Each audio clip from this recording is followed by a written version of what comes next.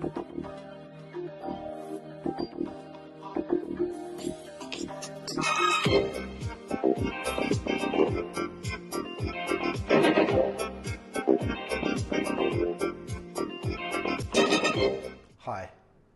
my name is Michael Waitze. Welcome back to Michael Talks Tech. So today, initially, we'd like to talk a little bit about Japan and its relationship to the ecosystem in Southeast Asia. And to start off, we'd like to say that we were in Kyoto for a very large sponsored tech get-together and forum called B-Camp. B- runs some of the largest events in Japan as it relates to tech startups.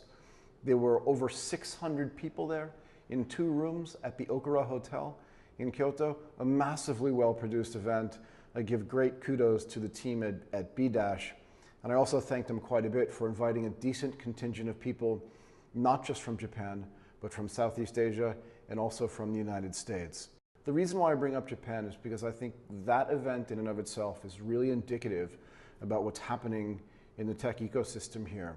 And that is the Japanese companies, the Japanese venture capitalists, and even the corporate VCs like Gree Ventures, Dina Ventures, SoftBank, are all very committed to this region and have shown their commitment by making very large investments.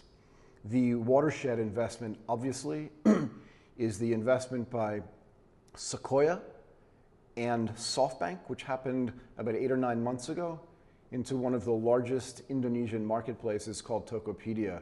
Again, every time something that large happens, you'll generally see a Japanese investor involved. For me, I think this is really significant, but it also helps me personally. I spent 22 years in Japan, living and working in the finance world, and definitely focusing a lot on tech. So for me to be able to put the Japanese connectivity that I have by being able to speak Japanese, understand Japanese companies, and to be able to connect them directly to the ecosystem in Southeast Asia means that when I think about the way the systems here work, it's very easy for me to introduce them to individual companies and to explain to them in their own language why they should either invest or not invest, not just in particular companies, but in particular sectors as well. And without naming names, I can say that in the past 2 months, I've probably had 5 either corporate or regular venture capitalists from Japan sit in my office and talk to me about trying to get better connected here. Now, again, let's get back to why this is significant. While the Japanese economy has been relatively stagnant for the past 20 or so years, there's a massive pool of capital looking for a place to invest outside of Japan. And the natural place for them to do that is in Southeast Asia. You've probably heard us say that the Japanese are the largest foreign direct investors in Southeast Asia, but definitely the largest FDI in Thailand, and they've been investing in here for a long time. And now they're switching their investments from purely industrial, like cars and camera lenses, to software and services here.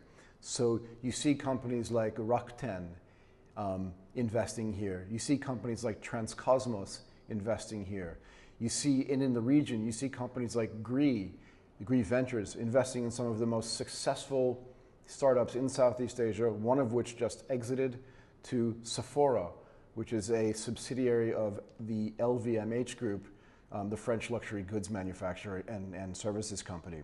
This is going to be a continuing trend, we think, and you'll see that we'll have a big focus on what the Japanese investors are doing. It's some of the most of the money that actually sits in Singapore actually ends up being Japanese money, whether it's Coent Ventures or Gree Ventures or DNA.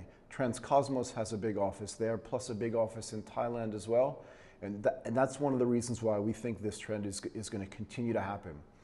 More specifically, from the pure investment standpoint, we recently saw announced a company called Where You Want, which is a Thailand-based fashion e-commerce company, take a Series B investment from a consortium of Japanese companies and a venture capitalist that's based in Singapore. Now, this is significant as well because it was a little bit more than a year ago that they did their Series A investment. Where You Want actually ends up being one of the first invested Series A companies in commerce, in fashion commerce in Southeast Asia, and now they're probably one of the first companies to get their Series B as well. And I think what you're seeing over time is that a lot of the e-commerce companies here, save for Rocket Internet, which is funded out of Europe, and Matahari Mall, which is self-funded by the Lippo Group, you're going to see a lot of these e-commerce companies funded by either Japanese corporates or by Japanese venture capitalists. And the reason why is because the Japanese are great at producing fashion, and Japanese fashion and goods are very, very popular in this region because of their reputation for high quality and great creativity. So it's another way for the Japanese to expand their market introduction and their market exposure outside of their own country and develop that in Thailand first and then in the rest of Southeast Asia. And I think we're going to continue to see this from an e-commerce perspective in particular, but in all of technology in general. And this Where You Want actually ends up being a watershed event because they have direct connectivity to a company in Japan called ZozoTown. And ZozoTown is one of the biggest online marketplaces in Japan. And now they're going to take all of the product to which they have access and try to funnel that through a distribution channel that's already quite robust, working together with Where You Want. So not only are Japanese corporates and Japanese venture capitalists interested in investing in Southeast Asian companies, but we also see sort of non-official high net worth individual investors having a particular interest in partnering with the venture capitalists that invest here, but also the companies that are getting built here. You can see a lot of investment into companies like Ukbi, which is the largest online book reader in Southeast Asia, originally started in Thailand again, invested by Transcosmos, and again, one of the most successful companies in this region being funded by Japanese. If you consider the ability to take a mobile phone and a location-based service and plug it into a logistics business, I think you'll find that it's really an incredible combination. And if you look at companies that are doing this really successfully already, which also have Japanese investors, again, full disclosure, I'm an investor in this company as well. It's called A-Commerce. A-Commerce is actually building the largest e-commerce facilitation business. And if you look at the people that have invested in that business up through their Series A lot of Japanese investors there, again, because while they see the opportunity to grow the e-commerce business in their own company, in their own country, as being large, it's greenfields out here, and they see the opportunity to take the knowledge and the best practices that they've learned at home and expand that and help their market entry in Southeast Asia. This is a trend that we're very confident is going to continue. So the focus today has already been on why the Japanese are really important, why the knowledge that they've built and the experience that they've built helps companies in Southeast Asia, and why their relationship to what's going on here is actually quite benevolent, particularly from an investment standpoint. But now the next stage is for them to take their physical products, whether it's beauty goods, creams, clothing, or any type of Japanese product that is considered high quality, even the electronics, and then bring them here through the digital distribution mechanism. We're really starting to see the companies focus on that, but also on companies like Transcosmos, which runs call centers and does very high-level online marketing, is also trying to bring that business out here as well. And I think you're going to continue to see an influx of these Japanese companies come here, which is why we like to go back and forth to Japan. I've been in Tokyo twice this year. I've been in Kyoto once this year, and I was actually in Fukuoka at the end of last year looking at all these businesses and trying to figure out how I can help them, even just on a consulting basis or just asking simple questions, to expand their business and help create their market entry in Thailand first and then in the rest of Southeast Asia. And you'll continue to hear us say this about doing Thailand first and then expand into the rest of the region. And you've probably heard us say before, we think this is the best way to come into the region because it's hard enough here to build a business, and once you learn something here, and the Japanese have clearly figured this out, that if you can build the business here, you can expand into the rest of the region.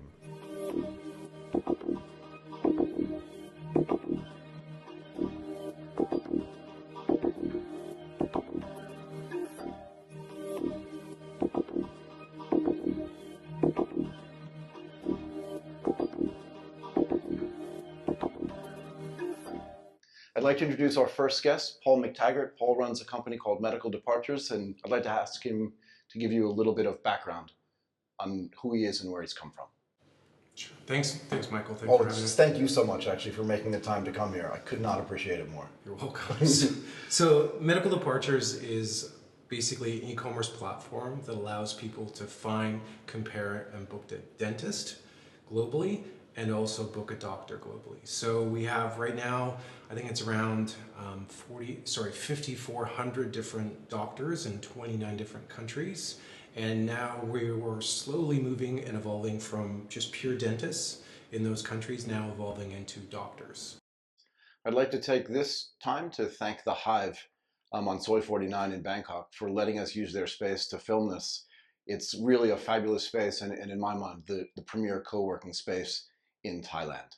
Do you want to talk a little bit about after you left Microsoft and sort of the building up into the reasons why you came to Asia as opposed to building this company in the Americas? Okay, so Microsoft's awesome. I have to say, like, I've never been treated more well at a company than Microsoft. That's and great. I was a contractor there, beautiful campus, great technology, unlimited budgets within reason, and you know, my wife and I were looking at our lives holistically, and we said, look, we can live a really comfortable life, the life that everyone in the globe dreams about. You know, to the top 5%. You know, great work, challenging, great pay, great benefits, time off, all of those things. And then I said, look, you know, we can go and map out where we're going to be in 20 years, but it's a very linear path. Right. Where I wanted to live. I wanted to do something great. I wanted to work with great people. And so what we did at that time is we actually, I quit Microsoft. So was this at the same time that your dad was having his dental problems? Yes. Okay. Yeah. It was. So it just all came together. It all came together. And so what we did is basically we rented out our house. We sold everything. So I had a daughter that was 2, a daughter that was 1 at the time. And I may get the ages wrong, but fair enough. So we actually went down the I-5 corridor down to San Diego. We then sold our car in Yuma, Arizona, small little town, and then we traveled into Mexico. And so, how do you get into Mexico without a car? You just fly. There's low-cost carriers. There's low-cost carriers, just like you imagine. You know, in the United States Southwest, you've got AirAsia here. So we traveled all around. We did northern Mexico, west coast of Mexico, east coast of Mexico, and central Mexico City. Awesome place to live.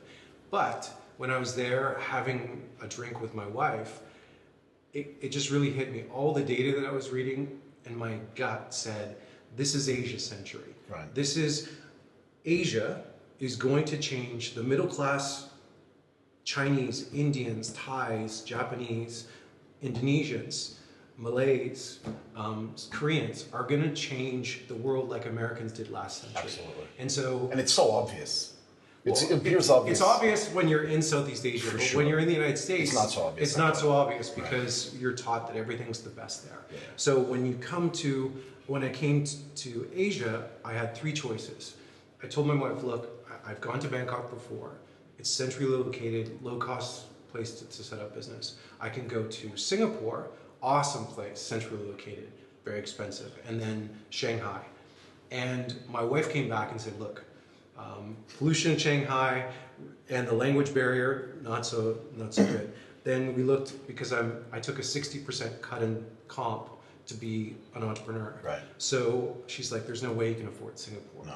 And luckily, here in Thailand, it has amazing infrastructure, amazing talented schools. people, it's great schools, well-educated engineers, and I think they've got great transportation system, and it was a perfect place geographically. It's equidistant: Japan, Vietnam, China, India. Would you characterize Thailand as way more modern than most people in the West think it is? Absolutely. I mean, you can just look around at the facilities here. Everyone looks at Hangover 3 as an example of what they think. Which we know is not right. Yes. Entertaining film. But look, the fact is, Asia would have surprised most Americans and Canadians. It surprises Australians, for sure, who are in the same hemisphere, right? So look, Thailand is a modern place. It's a great place to be able to go ahead and set up a business, work in a co-location space. And again, it's got its challenges, but I think those challenges make it interesting.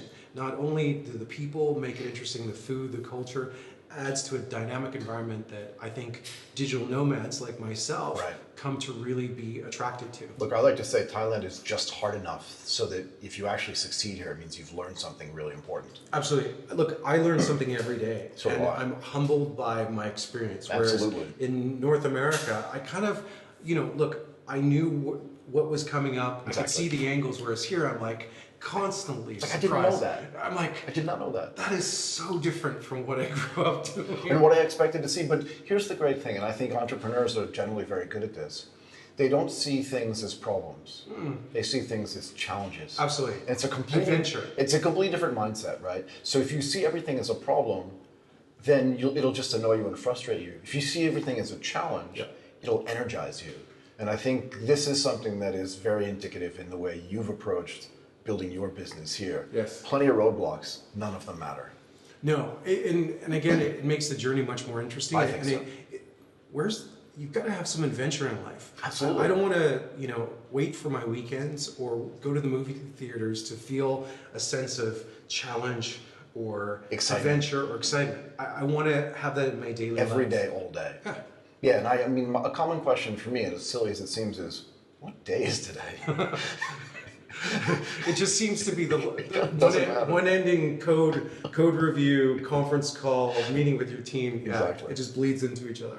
So let's get back to this confluence of tech and healthcare. Sure. Do you want to talk about that a little bit more in general, and then we can talk about your business specifically? What makes yours really different? I think what's cool about healthcare in this day and age is the timing, like anything, is the fact that I think that other industries, like, you look what software has done, and you look particularly what the internet's done to be disruptive, hasn't really hit the healthcare sector. Not really. And as an American, and I know as a person that lived in America and also Canada, that consumers are becoming more and more responsible for their healthcare, whether they like it or not. Right. Coverage, lack of coverage, insurance, copays, all that kind of stuff. It's really confusing, and there's a lot of incumbents in the business that make a ton of money, but by keeping it confusing. By keeping it confusing, and also by keeping it opaque, they can allow to be able to do these ridiculous markups. Right. So look, what we basically represent is empowerment of the consumer. Both the international consumer, if you want to take a low-cost airline or cross the border, you can go ahead and literally save yourself 50 to 70%. And that's just labor arbitrage. Look, the doctors, the dentists here are as good, if not better, than the doctors, dentists in Australia, New Zealand, anywhere else. Look, they all care very much about the quality outcome of their patients. Right. What's different, though, is the cost of labor is less, their insurance, and I know a lot of people from the West find it really ironic. They think they don't do insurance, but yes, they do. They do. Their degrees are cheaper. Right. Their actual cost of the building is cheaper. So the only thing that isn't cheaper is the materials that they put into your body.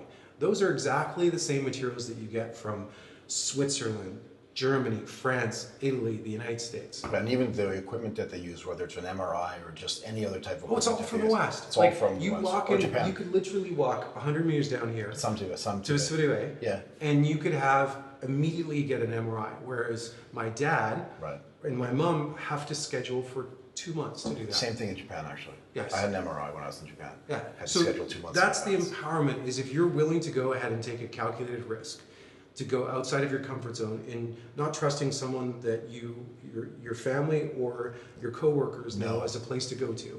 Right. You can go ahead and get better quality healthcare for less cost.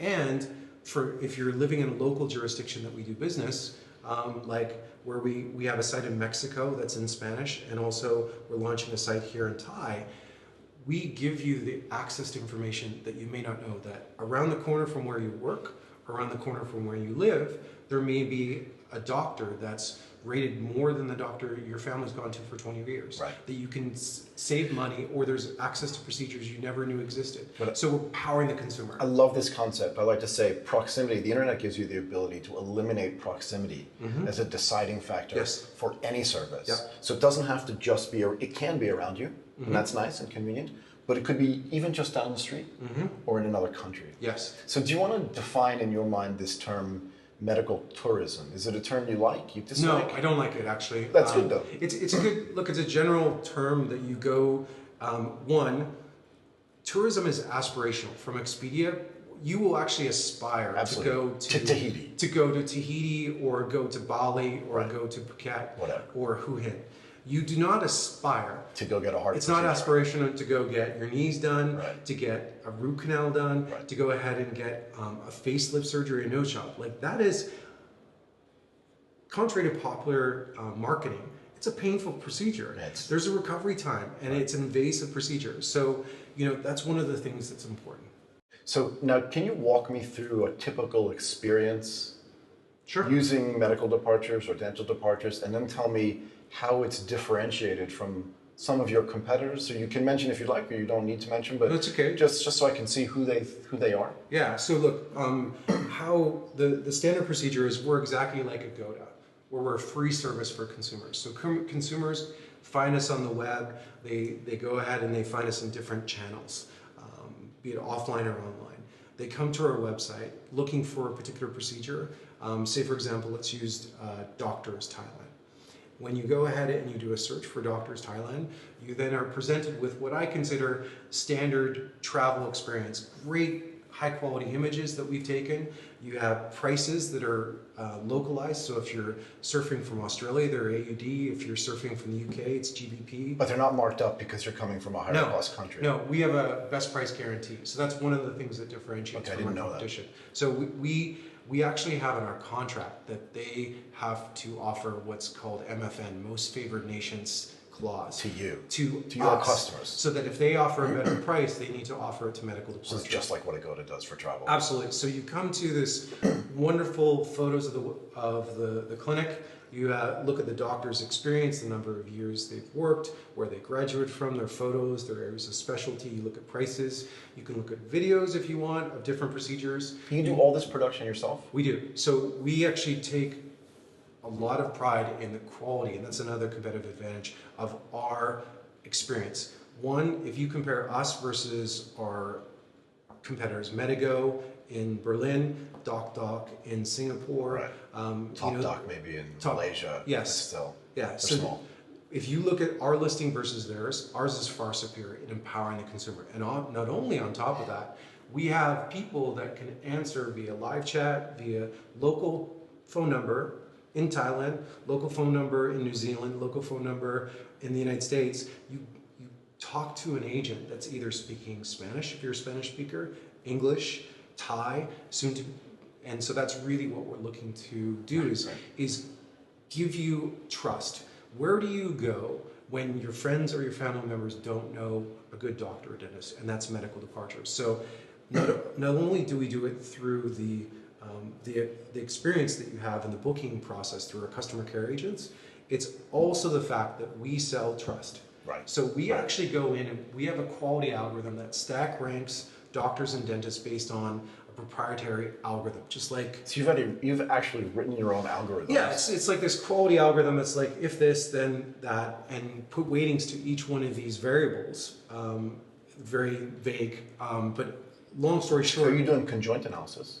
Yes. Okay, that's really powerful, right? Because sometimes the things that people say they want aren't actually the things that they choose. Or they don't know what they want. Right, so or they don't know the conjoint analysis actually disintermediates the imbalance between what people think they want and what they actually do want. They don't know how to ask the right questions. Exactly. And I like so it. Look, we've been in this business for 3+ years that we know the questions to ask because we've been burned by them, right? Absolutely. And another thing that we actually do is we actually validate the dentists, doctors, and hospitals. We go to the local authorities and we actually work with them in places like Thailand, Thailand, the Philippines, Malaysia, Costa Rica, Mexico, just to name a few of the places. We actually work to validate the doctors, dentists, and What's the normal reaction from a doctor or a dentist when one of your staff comes in and says, here's this service that we're going to provide and we think it's going to increase your business by X%, whatever it is? Distrust. I mean, I think it's hard hard because they're used to the yellow pages of the world that come into them and sell them an ad space.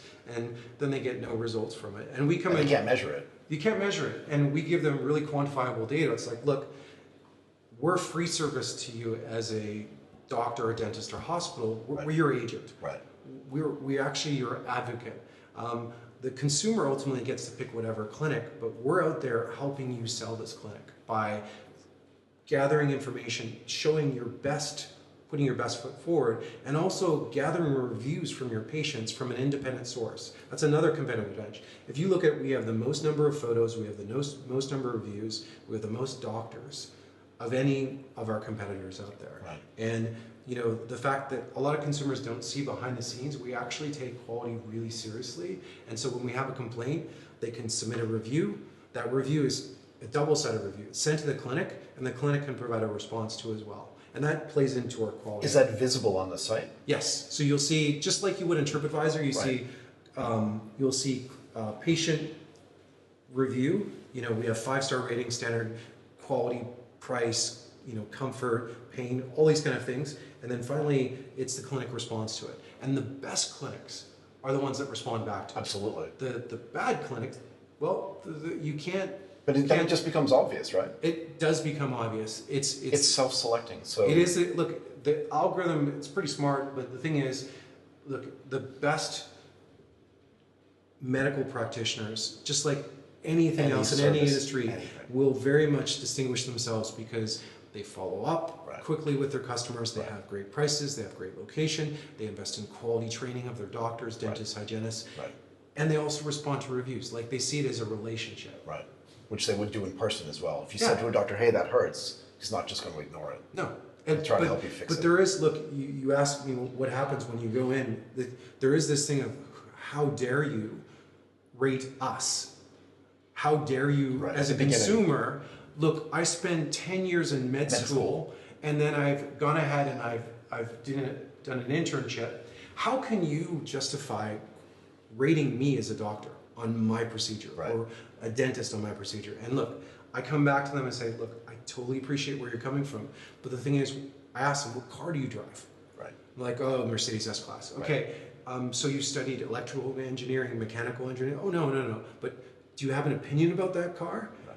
And then I'm like, look, as a consumer, your consumers are already rating you whether you know it or not. And that's the whole thing is. Right. They're just not doing it systematically. Yeah. They're just giving them a system. Because they're like, they're so concerned about having a 4-star rating out of 5. And I actually say that's a huge opportunity because look, that's an opportunity for you to explain to you how you, you're going to improve the service, you acknowledge that problem, and you actually rise above. Because if people look at a listing and all it is 5 stars, it doesn't matter if it's Amazon with a product placement, it's a Airbnb or a hotel that's listed with TripAdvisor. That's something that they scare away. You want to see problems. Statistically, you're never going to be batting 100%. No. And also, it's more important how you respond to those problems and see them as opportunities, like we talked as an entrepreneur. Look, I'm an opportunist. I'm a risk taker. That's what it means to be an entrepreneur. I think from the risk of going ahead and working in that computer lab when I was just the only business student to going ahead and doing my startup in Victoria, which, you know, it's a great town, but it isn't an entrepreneurial mecca, to basically going down to San Diego, living in a hostel, and finding a job on a credit card, to convincing my amazing wife that let's go ahead and live adventure and sell all of your possessions with our 2 young kids and go ahead and do that. So this actually dovetails really nicely into the next topic that I wanted to talk about, and that was, you also had to convince people to fund your company. Yes. And entrepreneurs in general have to do that. I'm not really interested necessarily in your particular funding stories, but just if you can generally explain to me, people talk a lot about how in Southeast Asia it's difficult to fund a company. Is it Southeast Asia itself? Or is it just bad companies don't get funded and there just aren't enough good companies? And can you just generally talk about your experience here and like, sure, you know, again, without getting into the nitty-gritty details because that's proprietary, but just talk about what it's like to go out and raise money and to convince other people that your business has already been validated and that they should take a risk on you as well, the same way you took a risk on yourself when you were in Southern California. Okay, so there's a couple questions there. So first one, look, it's compared to where I live, Seattle, or San Francisco, it is harder in Asia to raise money. I think that... And why do you think that is? Because the risk tolerance. I think generally in Asia, I think that people see my successful failure as a failure. As a failure. It's like in Canada, look, you don't get much street cred by failing. You're just like, you know what are you thinking? You know, you took a risk, you put your reputation on the line, you put your money, and you blew it. Whereas in the United States, and I have to say there's no other place like this, that VCs will say, look, that's a badge of honor. Look, then the next time you're not going to make the same mistakes. Right. At least you tried. At least you tried. And I think, look, is Thailand, is Singapore, is Japan, is Indonesia, is China getting there? Absolutely. They are. But I think they're more risk adverse than we're going to help accelerate that process. Absolutely. Look, this is why I'm here. We're at the beginning of something amazing. Something massive. This century is Asia century. So when you look at the fundraising process, a lot of it comes down to people. It's kind of noblesse oblige. You know, the fact that when you exit and you have a large exit, like Microsoft. Look, Microsoft is a spinoff of Boeing. That's ultimately what it comes down to. And all these talented engineers created sons and daughters that created the Microsoft company. Right. And then these Microsoft millionaires, which are everywhere, have these wonderful houses. Well, they invested in startups and they started companies like Expedia. Right. They started companies like Amazon. I wouldn't, you know, the engineers that work there. Right. So look, I really think that there hasn't been huge exits here to create this ecosystem of millionaires to go ahead and act and that get technology. Because look, what I find in Southeast Asia is the fact that there's some amazing sources where you can find risk takers. You see them particularly in Singapore, you see them in South Korea, you see them in China now, and Japan. I know your background, I know you, and I was totally surprised. I thought the Japanese investors would be xenophobic. They'd be all about Japan. They would be conservative. They would be risk adverse, but they were the exact opposite. And that's part of the thing that I learned, and I felt humbled by. I'm like, that was just a really ignorant attitude. That, look, you have a country that in the next 10 years, its population is going to be reduced by almost 18%. Right. It's an aging population, and it's stagflated. And it also has one of the largest pools of investable capital Absolutely, in the world. The pensions and all the pension funds, right? Yeah. So look, it needs to go somewhere. Absolutely. So look, I was really surprised by Japanese investors. That was the thing that just blew me away about how. And luckily, we have a couple of Japanese investors in our pool of companies, Singaporean investors and European investors too as well. So look, it's something to me that. Look, when you look at the United States, there's a heck of a lot more investors competing for a smaller amount of deals. Right. Supply, demand, valuations go up, right? Absolutely. And also the risk tolerance is they understand technology. Welcome back to Metaliq Media's Michael Talks Tech. We're still sitting here with Paul McTaggart of Medical Departures. So we were talking about capital and risk capital and the difference and how Southeast Asia is different. And we were saying actually, and I don't disagree with you at all, there's a lot of capital, a ton of capital, almost excess capital. It's amazing. Even in Thailand, you don't want to say the word even because it's almost insulting. It's a very wealthy country. Yes. But that capital normally gets invested where the IRR is well understood. So as an example, if you wanted to build a retail business online, right? You don't know what that IRR is going to be. Nope. You don't even know what your return on capital is going to be. But what you do know pretty well for sure is that if you build another mall on Sukhumvit Road, you'll probably get back somewhere between 13 and 16% annually on that investment. Yes. And you're comfortable with that. Yep. So if I go to pitch to one of the large retailers here, I want to build you an e-commerce site, I need $10 million of investment. They're like, oh my God, that's the future. I need to be involved. Yeah. What's my expected return? And the answer is, I don't know. Could be zero. Yeah. And the crazy thing is about that is take it to the next level is what happens when it goes bankrupt. So you've got that mall in Sukhumvit, right? Yep. And it's not going bankrupt. Say for example, it's going bankrupt, but they don't know how to manage the mall at all, right? They're losing money. But at the end of the day, you've got land. Right. So you've got the land. So at the end of the day, your real estate deal can completely go south, but if you carry it for long enough return, you're going to make money back. But the investors here don't know what to do if things go belly up with a startup. What do I do with code that's sitting on an Amazon web server? Right. What do I do with a development team? Because I have no idea how to run a project from idea through execution. And so, look, when you look at investors here, there's a ton of money. And I think that they're getting more complex in how they look at deals and how they evaluate deals. And look, at the end of the day, software can scale, but it's ideas are a dime a dozen. It's the ability to execute. Absolutely. And I think you're seeing these great entrepreneurs that are starting to make mistakes come back to the market, or new entrepreneurs come into the ecosystem that are being incubated by organizations like yourself. Right. That ultimately are going to be able to be the next investors or the next partners in some VC firm that'll be able to make a call, yes or no, with the funding. And we've seen that actually start to happen here. So Ardent Capital is actually the perfect example of this. You run the Insogo business, you sell that, you take some of the proceeds, you build an investment business around it, and then you build other companies. And they are a great, they're a stalwart of this ecosystem. And building powerful companies, but also contributing back to the ecosystem, which I think is really important. Yeah, and look, I love the startup ecosystem in Seattle because I like using it. Look, there's the Microsoft millionaires, and then they spawn the Expedia millionaires, and then there's the Starbucks billionaires and millionaires, and Amazon. Then there's Zillow, and then there's Amazon, and then there's all these different companies that, you know, the list is really, really long, but that's the ecosystem that Southeast Asia is building. And I think people from North America, Canada, the United States, Western Europe would be really surprised to see how modern the facilities are, how talented the tech teams are, and how much opportunity there is to do great things here with a startup. So, I agree. And if you look at like the Hubba business, which is another co-working space here run by Aim and his brother, essentially that's a second generation family. And what they've done is they've dedicated themselves completely in a way that very few people have to building the tech ecosystem here. And now they're introducing this concept of risk capital to their connectivity and their friends.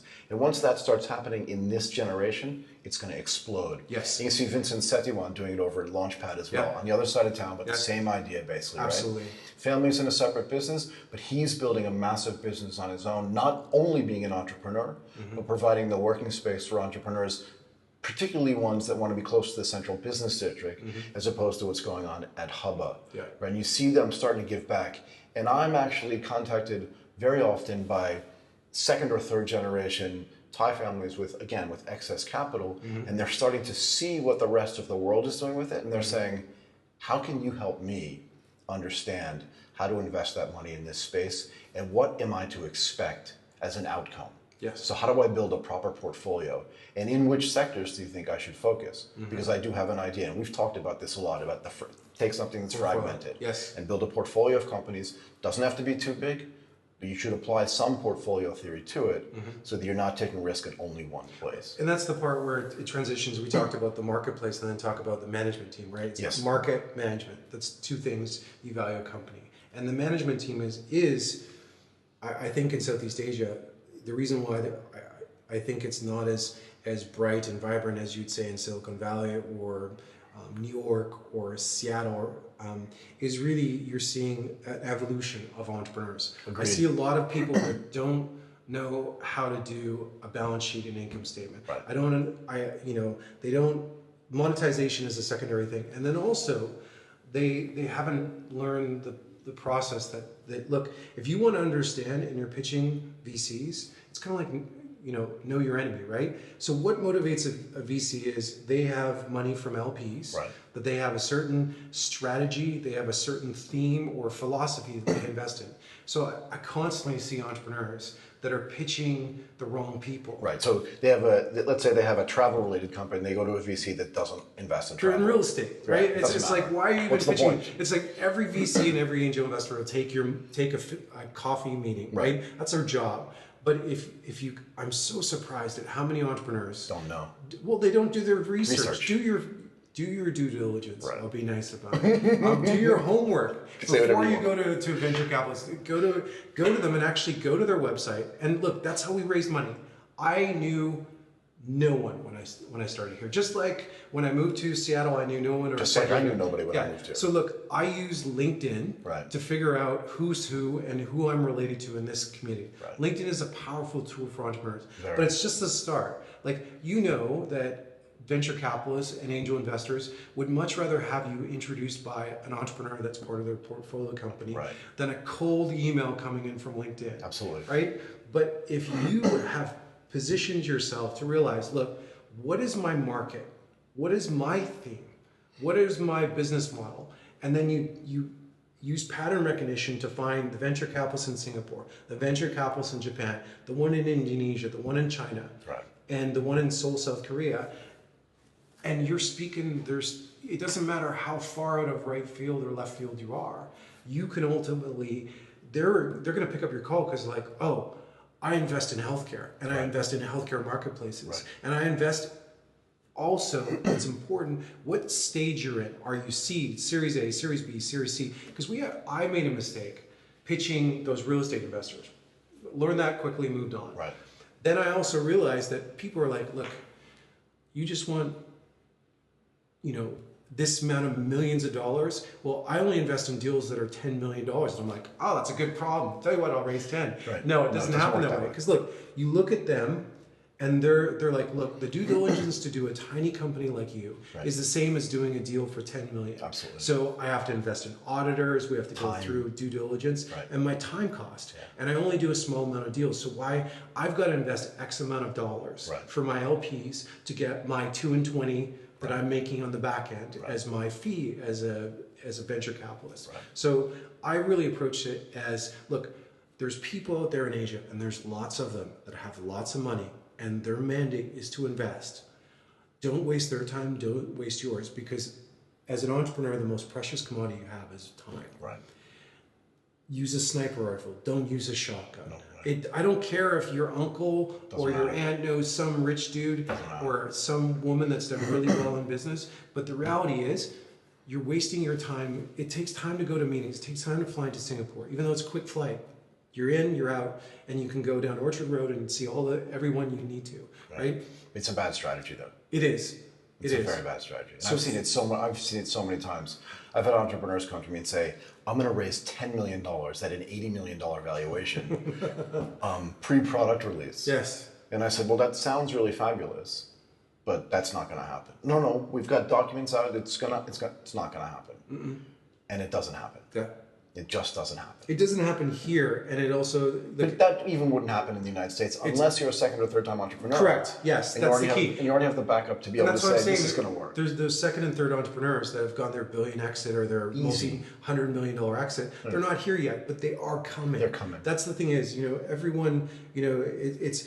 Southeast Asia is not a copycat environment anymore. No, There's it's not. Innovative ideas. Look, I used to sit in the board meetings and you would say, well, what is our strategy in Asia? What is our strategy in Latin America? Well, I got to tell you, Asia is not one homogeneous environment. No. Japan is completely different than Korea, and Vietnam is completely different than Thailand, and Thailand's different than China. Yeah. And the list can go on and on. That you can't just think of this as a homogeneous environment, but you have to look where the strengths are. And so when raising money, look, for any entrepreneur out there, Singapore, it's such an amazing story. In 50 years, what that country's accomplished.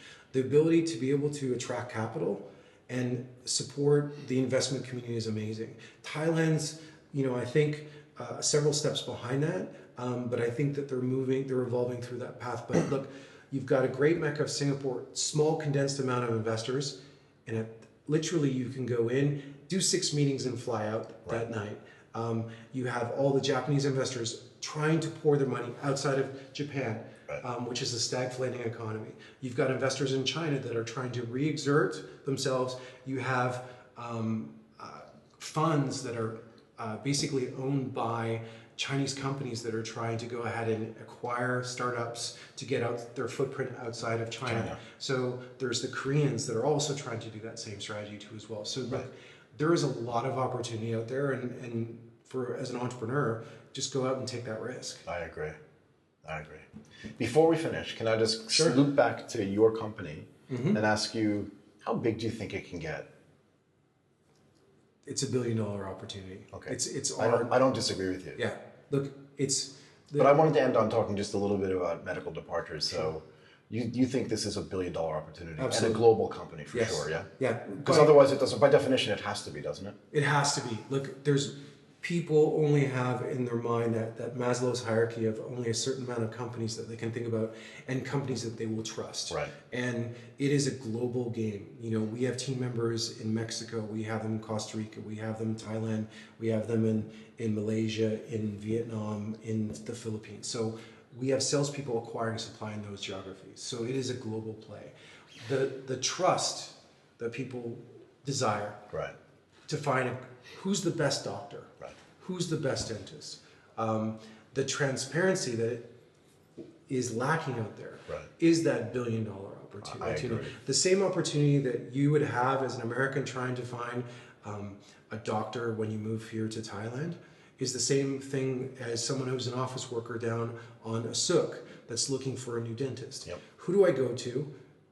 I have a limited amount of time. It's not an aspirational business. Right. I want to go to an independent third party that I can trust, and that's medical departures. And that's, you know, whether you want to go globally and you want to travel across borders to do that. You know, say for example, traveling from Singapore, which is a very high cost labor market, to Thailand for medical care, or you're living, you know, in example the Philippines, and you're just looking for a better doctor and dentist close to your work. Where your solution? Where you're going to go. Yes. That's great. Look, I really want to thank you again for your time. Yeah. This conversation that we have with you is always amazing. Thank you. And I always learn something as well. Awesome. I really appreciate it. Thanks, Michael. Thank you very much. You're